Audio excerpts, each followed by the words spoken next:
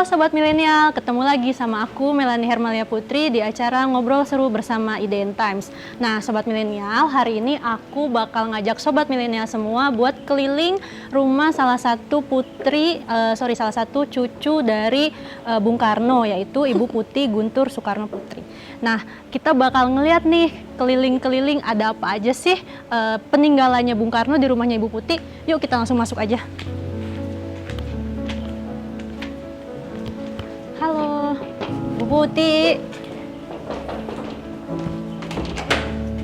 Halo Bu Putih, apa kabar? Makasih loh. Sehat? Ya alhamdulillah sehat Bu Putih. Makasih sebelumnya ya udah mau menyempatkan diri untuk bersama IDN Times nih, kita mau Dengan home senang tour.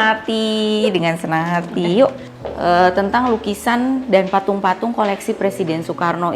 Buku ini sebenarnya sekarang sudah langka ya. Jadi ini ada 5 seri, 1, 2, 3, 4, 5. Dan isinya adalah mengenai koleksi-koleksi Bung Karno yang sebenarnya sekarang tersebar di seluruh istana kepresidenan, terutama tentang lukisan, patung, keramik. Ini semua dibukukan di dalam buku yang terdiri dari 5 seri ini. Jadi ini ada beberapa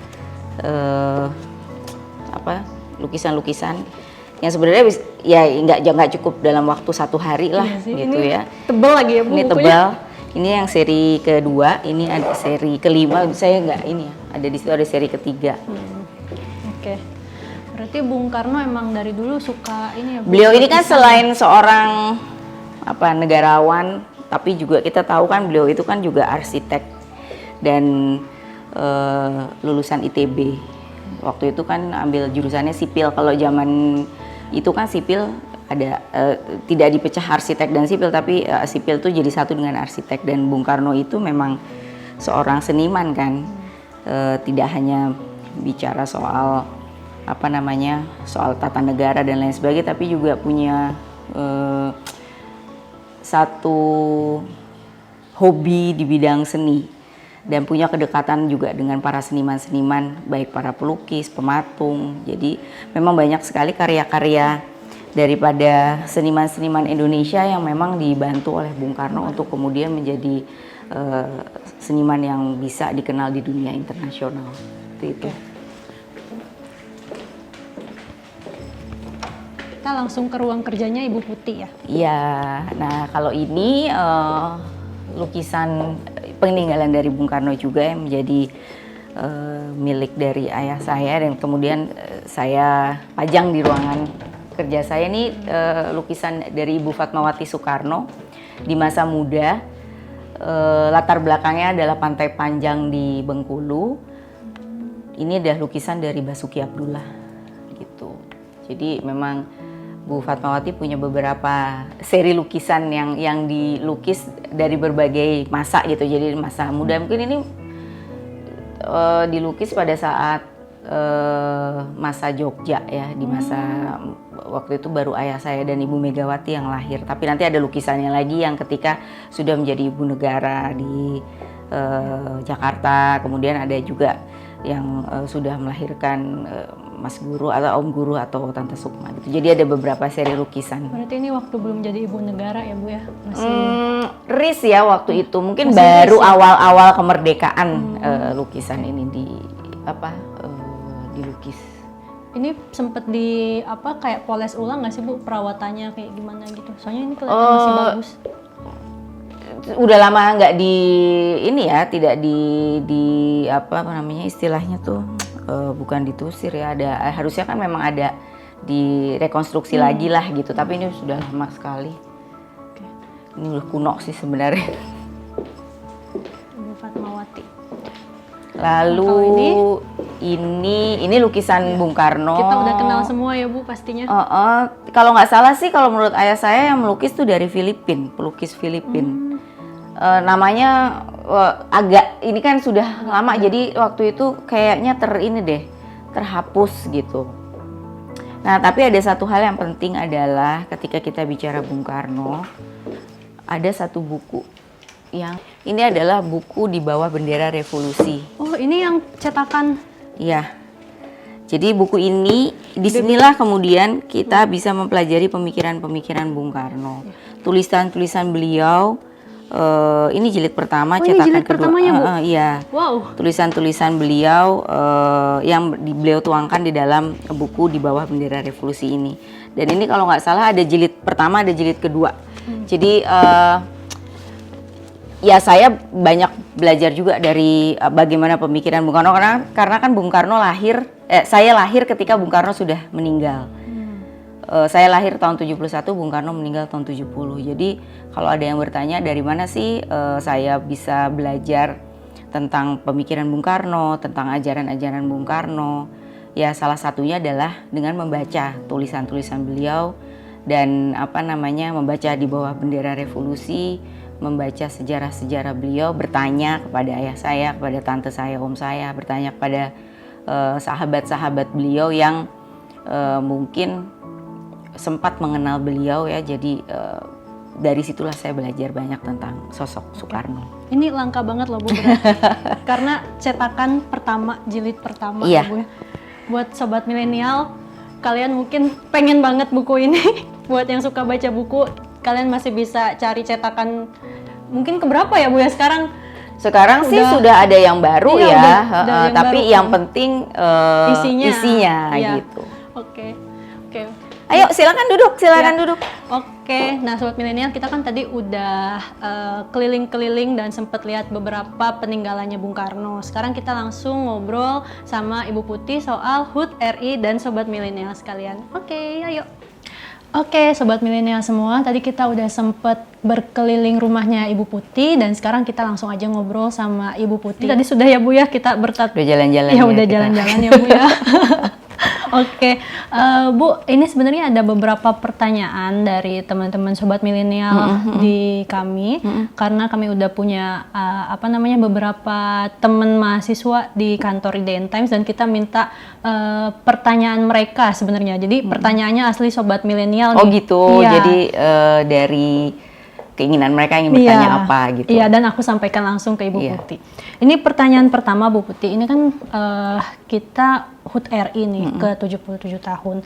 Itu biasanya kalau dari Ibu Putih sendiri kesibukannya menjelang HUT RI selain sebagai, pastinya sibuk banget kan sebagai anggota Komisi 10 Iya, DPR. kalau sebagai DPR RI tentunya kami sudah mulai persiapan-persiapan seperti nanti tanggal 16 kan akan ada pidato presiden di DPR RI, yaitu kan biasanya paripurna karena kan semua anggota dan ada beberapa agenda lagi di hari itu. Lalu dulu sih sebelum COVID, sebelum pandemi ya tentunya kami diminta untuk hadir juga di Istana Negara kan untuk perayaan kemerdekaan tanggal 17. Tetapi ketentuan pasca pandemi ini kami, dan selama pandemi ya Zoom lah itu, lewat Zoom. Kalau dulu ya tidak sebagai anggota DPR RI juga, tetapi ya salah satu kesibukannya adalah ya tentunya pada tanggal 17 itu kami keluarga besar Bung Karno seperti menyambut kegembiraan bersama satu bangsa lah untuk kemerdekaan Republik Indonesia. Ya seperti biasa tentunya keluarga pahlawan diundang ke istana, tetapi di luar itu juga ada beberapa, biasanya menjelang kemerdekaan ini pasti akan ada acara-acara yang biasanya kami harus penuhi gitu. Oke, tetap sibuk ya, Bu. Mau Tetap sibuk. walaupun udah reses dari masa sidang mau Iya, masa apalagi sidang setelah juga. menjadi anggota DPR RI tentunya, karena kan ada, kebetulan ini kan ada kegiatan reses juga. Saya baru pulang kemarin dari Dapil gitu, ada beberapa kegiatan juga, baik kegiatan sebagai anggota DPR, kegiatan sebagai individu, kegiatan sebagai keluarga pahlawan gitu. Jadi memang banyaklah kegiatan yang tentunya ini semua dalam rangka menyambut kemerdekaan. Oke, kalau keluarga besar sendiri biasanya menyambut kemerdekaan itu apakah ada upacara yang semua keluarga kumpul atau gitu? Oh enggak, tapi kebetulan ini memang sudah garis tangannya. Jadi pada kalau secara keluarga gitu ya, tanggal 17 Agustus itu hari lahirnya putri saya yang pertama.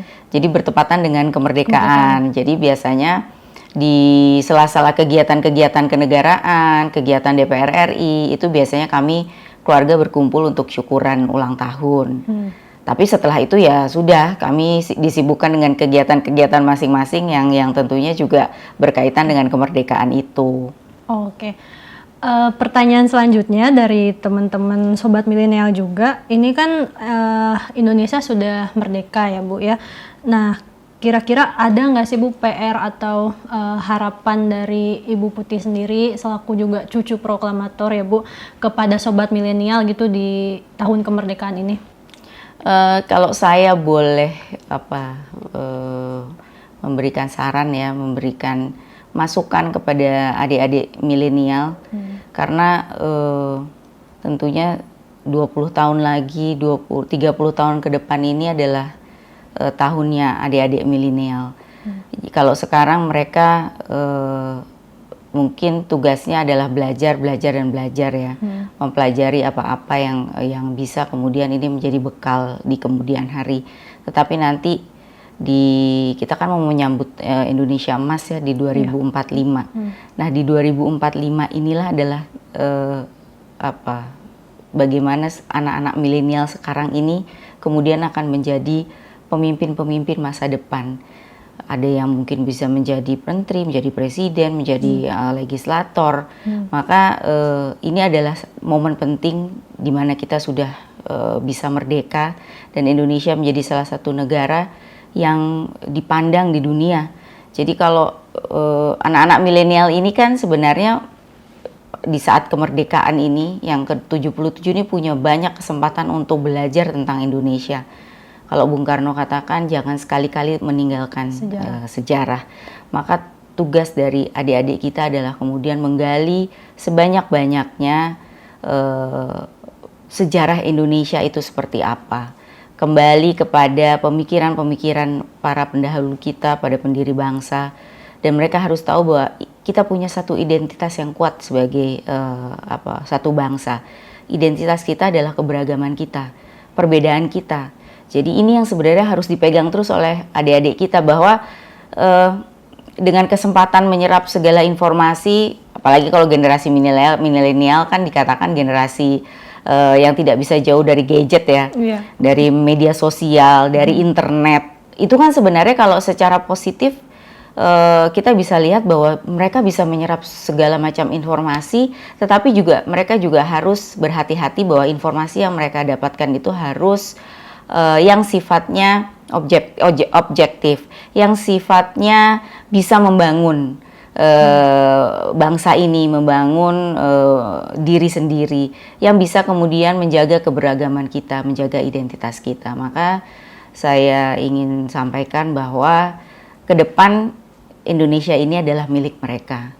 Maka mau bagaimana bangsa kita dibawa, mau seperti apa negara ini tetap ada, negara kesatuan Republik Indonesia, bagaimana identitas kita, keberagaman kita ini bisa dijaga, itu semua ada di tangan generasi milenial sekarang. Jadi raihlah dan kemudian seraplah semua apa yang mereka bisa pelajari, yang bisa mereka berikan untuk Indonesia.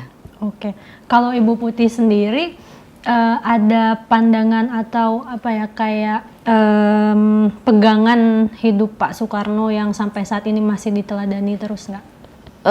Ya tentunya yang pertama pemikiran beliau mengatakan bahwa saya bukan pencipta Pancasila, tapi saya adalah penggali Pancasila, di mana nilai-nilai luhur bangsa ini saya gali yang sebenarnya sudah ada beribu-ribu tahun lamanya.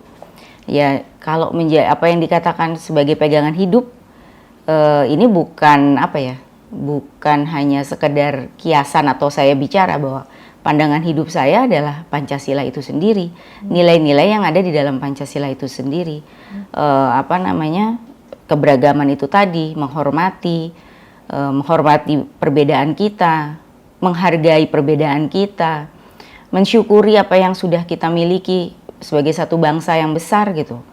Bangsa yang sampai saat ini menjadi satu bangsa yang bisa dipandang dan kemudian dihormati oleh seluruh dunia. Ya itu yang saya pegang gitu. Jadi buat saya perbedaan itu bukan satu masalah gitu. Kalau saya punya teman, saya punya sahabat beda etnis, beda suku, beda agama, Itu menjadi bagian dari apa khasanah nilai kehidupan kita. Kemudian berusaha untuk sopan, berusaha untuk menghargai, itu menjadi bagian nilai-nilai yang saya juga ingin tularkan ke anak-anak saya gitu. Oke, keberagaman itu tadi ya, Iya. yang Ya artinya nilai-nilai yang ada dalam Pancasila itu harus bisa kemudian diajarkan dalam keseharian kita di dalam kehidupan keluarga. Oke, terakhir pertanyaannya Ibu Putih soal sebentar lagi kan tadi sempat disinggung juga Sobat Milenial, 2 tahun lagi adalah tahun politik, adalah tahunnya Sobat Milenial nih. Nah kalau dari Ibu Putih sendiri apa ada pesan nggak sih buat Sobat Milenial nanti yang tahun 2024 atau Sobat Gen Z yang nanti nih tahun 2024 nanti bakal nyoblos? Jangan takut untuk berpolitik, dalam artian politik itu bukan sesuatu yang menyeramkan gitu, bukan sesuatu yang menakutkan, bukan sesuatu yang harus dihindari. Karena kalau kita melek politik, kalau sobat-sobat milenial, adik-adik saya ini semua mengerti tentang politik, maka ia akan bisa menjadi menjadi ujung tombak pembaharuan. Karena semua yang terjadi dalam sejarah bangsa ini, perubahan-perubahan yang ada di dalam sejarah bangsa ini semua adalah dipelopori oleh pemuda, dipelopori oleh anak muda. Kalau sekarang adalah generasi milenial ya tentunya di zaman Budi Utomo ya generasi milenial pada saat itu. Di zaman Sumpah Pemuda ya generasi milenial saat itu. Bahkan Bung Karno sendiri mulai melakukan satu pergerakan untuk kemerdekaan bangsanya di umur 16 tahun. Demikian juga pendiri bangsa yang lain. Jadi semua sejarah pergerakan perubahan yang ada di Indonesia, baik itu dari mulai zaman Budi Utomo, Sumpah Pemuda, proklamasi, kemudian sampai reformasi, itu semua ujung tombak perubahan itu adalah anak muda. Dan itu karena apa? Karena anak-anak muda itu melek politik, mengerti tentang politik. Maka generasi milenial sekarang jangan kemudian menjadi apatis tentang keadaan bangsa ini. Politik itu tidak hanya urusan pilkada, urusan pilpres, tapi politik itu bicara soal ekonomi, bicara soal kebudayaan, bicara soal sosial, bicara soal keberagaman itu tadi. Maka generasi milenial harus berani menyuarakan hal-hal yang positif untuk bangsanya. Dengan hal yang positif itu, makanya nanti di tahun politik akan tidak menjadi panas. Karena saya percaya apa yang dilakukan oleh generasi milenial sebagai satu gerakan itu akan menjadi berujung pada kebijakan-kebijakan yang akan diambil oleh pemerintah. Dan sekarang saya melihat bahwa di kantor-kantor kementerian itu banyak sekali generasi-generasi muda yang diangkat sebagai staf ahli atau sebagai tim dari menteri tersebut. Bahkan Bapak Presiden juga seperti itu. Itu adalah salah satu yang menunjukkan bahwa pemikiran anak-anak muda itu tidak ditinggalkan. Kita butuh pemikiran anak muda yang kreatif, yang inovatif, yang kemudian bisa memberikan warna baru di dalam pembangunan bangsa. Oke, terima kasih Bu Putih. Sobat Milenial, ingat jangan apatis, pesan Bu Putih tadi. Kita mengikuti proses politik dan tetap dalam keberagaman. Makasih ya Bu Putih. Terima kasih. Sudah meluangkan waktunya untuk Sobat Milenial di DN Times. Dan Sobat Milenial, sampai di sini kita bertemu lagi nanti di acara ngobrol seru selanjutnya. Saya Melanie Putri, sampai jumpa.